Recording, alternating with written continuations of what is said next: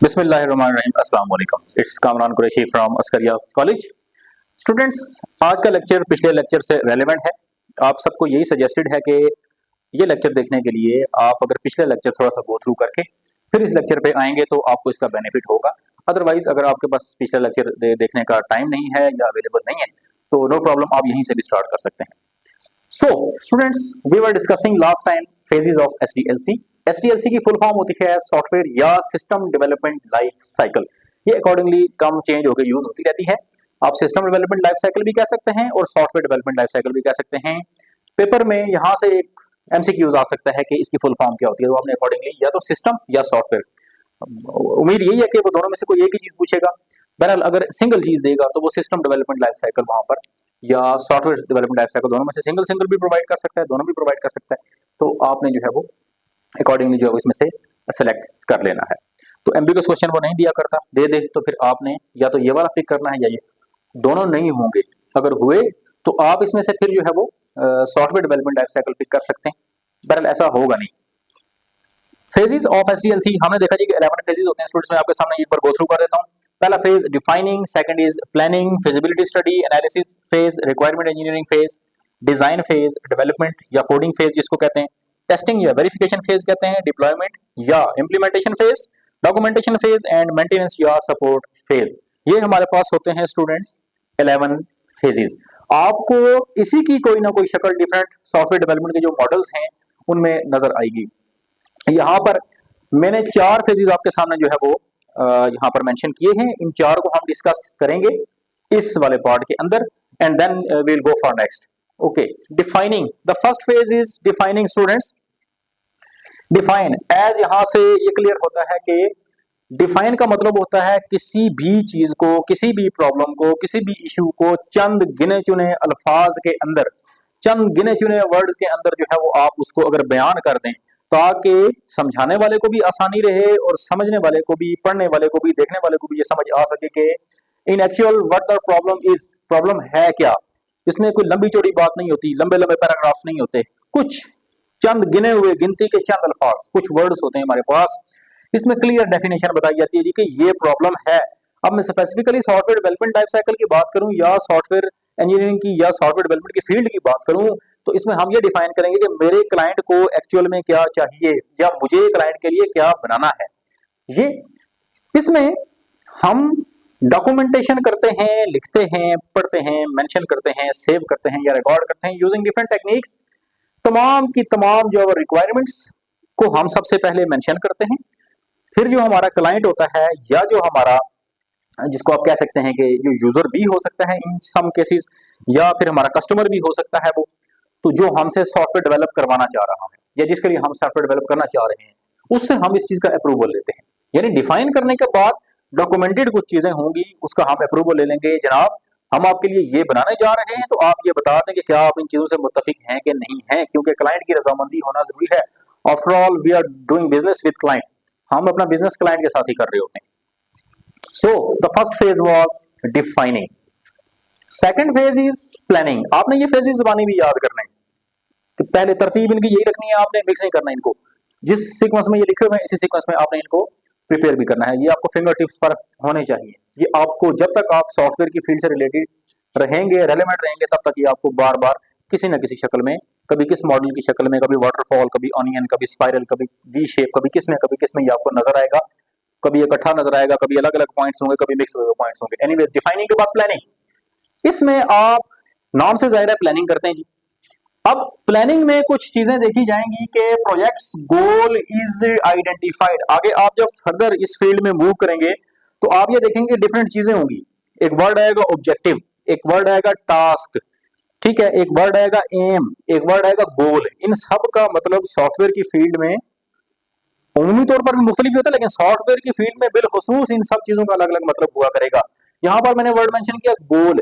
इस वाले फेज के अंदर हम अपने प्रोजेक्ट का, यानी कौन सा प्रोजेक्ट, जिस प्रोजेक्ट का अप्रूवल मुझे यहां मिल गया था मेरे क्लाइंट से, उसको हमने क्या करना है कि उसको गोल के आखिर में वो जाके चीज बनेगी क्या, वो यहां पर मैंने उसको आइडेंटिफाई कर देना है, क्लियर कर देना है, बता देना है कि ये होगा जी। उसके बाद तमाम की तमाम जो रिक्वायरमेंट्स होंगी उनको असेस किया जाएगा। One by one, one after another, एक एक किसी को मिस किए बगैर हम एक एक रिक्वायरमेंट को असेस करेंगे, उसका जायजा लेंगे, उसका टेस्ट लेंगे, उसका तज्जिया करेंगे कि मुझे क्या क्या चाहिए, कितना कितना चाहिए। उसके बाद थॉरो इवेल्युएशन ऑफ रिसोर्सेज। अब रिसोर्सेज क्या होंगे? थॉरो इवेल्युएशन का ये मतलब है कि आपके पास जो भी चीज मौजूद है आपने वो सही तरह से चेक कर लेनी है कि आपके पास जो पर्सनल हैं, काम करने वाले डेवलपर्स हैं, टेस्टर्स हैं, जो इंप्लीमेंट करने वाले लोग हैं, डिजाइन बनाने वाले लोग हैं, एनालिसिस के जो एक्सपर्ट हैं, फिजिबिलिटी स्टडी वाले लोग हैं, पर्सनल, डेफिनेटली इन सारी चीजों को कोई ना कोई बंदा ये काम कर रहा होगा ना, उस बंदे को कहते हैं पर्सनल। ये पर्सनल नहीं पढ़ना आपने, इसको ये है पर्सनल, कि पर्सनल्स मेरे पास क्या है, कितने हैं, कौन सा कितने टाइम काम करेगा, वो आगे स्केड्यूलिंग में वो चीज दोबारा आएगी, लेकिन आपने पर्सनल्स का जायजा अच्छी तरह से ले लेना है प्लानिंग के अंदर। उसके बाद कॉस्ट, उसके बाद बाकी सारी चीजें कि आपके पास क्या क्या अवेलेबल है, कितना अवेलेबल है और किस एक्सटेंट में किस क्वालिटी का अवेलेबल है, वो तमाम की तमाम चीजें यहाँ पर प्लान कर लिया जाएगा।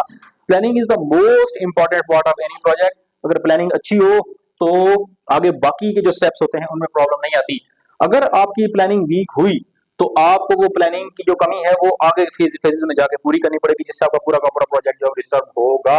यही वजह है कि एक्सपर्ट्स यही कहते हैं कि अगर आपकी प्लानिंग अच्छी हो और अगर आपने प्लानिंग पे फोकस किया हो तो आपका 90% काम समझ लेंगे यहीं पर डन हो जाता है। बाकी 10%, डेफिनेटली वो 10% भी इजी नहीं है, वो 10% भी काफी ज्यादा होता है, काफी ज्यादा इंपॉर्टेंट है, काफी ज्यादा टेक्निकल है, काफी क्रिटिकल है, बहुत ज्यादा। लेकिन अगर वो मेहनत यहाँ ज्यादा कर ली जाए तो आपको बाकी फेजेज में निस्बतन आसानी रहती है। ये भी याद रखें कि इसमें हर स्टेज अगली स्टेज को सपोर्ट कर रही है, जिस तरह से डिफाइनिंग प्लानिंग को सपोर्ट करेगी, प्लानिंग फिजिबिलिटी को सपोर्ट करेगी एंड सो ऑन। तो पिछली फेज अगर स्ट्रांग होगी तो अगली की बुनियाद स्ट्रांग होगी, फिर ये वाली स्ट्रांग होगी तो इसकी बुनियाद स्ट्रांग होगी। अगर एक जो चीज वीक हुई, एक भी फेज वीक होता है तो अगले फेजेस फिर उससे नेगेटिवली इफेक्ट होते हैं। उसके बाद इसी प्लानिंग वाले फेज के अंदर हम अल्टरनेटिव सॉल्यूशंस भी देखते हैं स्टूडेंट्स। अल्टरनेटिव सॉल्यूशंस क्यों देखते हैं? किसी भी प्रॉब्लम को सॉल्व करने के, किसी भी सॉफ्टवेयर को बनाने के, किसी भी एप्लीकेशन को बनाने के एक से ज्यादा तरीके, एक से ज्यादा टूल्स, एक से ज्यादा मेथड्स, एक से ज्यादा मॉडल्स हो सकते हैं। उन सब से यानी कि कोई एक काम जो है वो मल्टीपल तरीकों से किया जा सकता है। इस बोर्ड के ऊपर मैं किसी भी इस रेड वाले मार्कर से भी लिख सकता हूँ, ब्लू वाले मार्कर से भी लिख सकता हूँ, डिफरेंट चीजों से भी लिख सकता हूँ, या मैं लिखा हुआ भी कुछ इसके ऊपर पेस्ट कर सकता हूँ।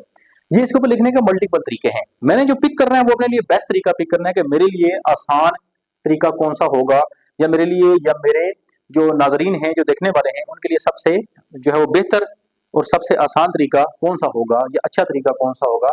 अच्छा किस लिहाज से? कई तरीकों के लिहाज से, वो हम चीज यहाँ पे डिस्कस नहीं कर रहे।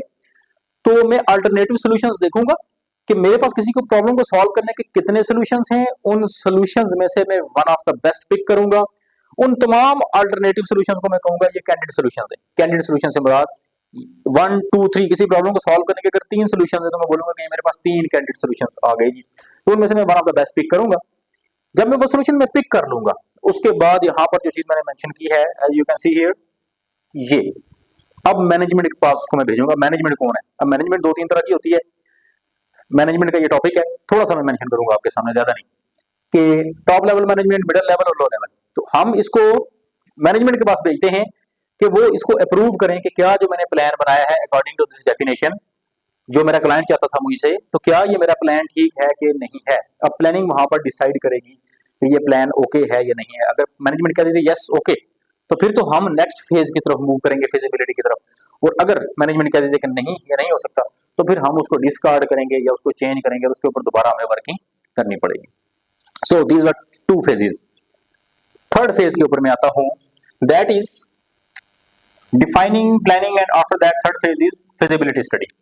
This is feasibility study students. अब फिजिबिलिटी स्टडी को मैं डिसीजन मेकिंग फेज कहता हूं। ये डिसीजन का फेज होता है।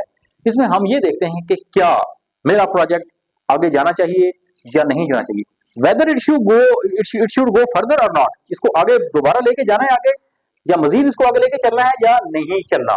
इसमें हम वायबिलिटी एंड प्रैक्टिकेबिलिटी चेक करते हैं कि क्या ये प्रैक्टिकली मुमकिन भी है कि नहीं है। ठीक है।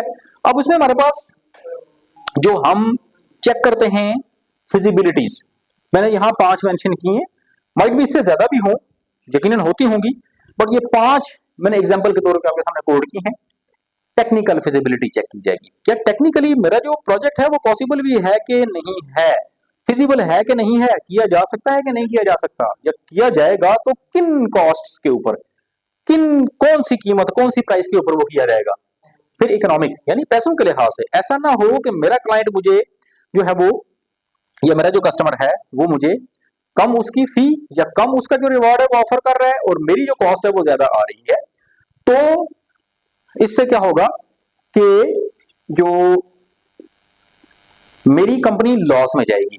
सो मैंने इकोनॉमिकली भी ये चेक करना है कि क्या ये चीज मेरे लिए प्रॉफिटेबल है कि नहीं है। प्रॉफिटेबल अगर नहीं भी है तो लॉस में तो नहीं लेके जा रही मुझे। After all we are doing business और वी आर डेवलपिंग सॉफ्टवेयर, तो कंपनीज मोस्टली प्रॉफिट की ही नीयत से जो है वो उसको डेवलप करवाती हैं।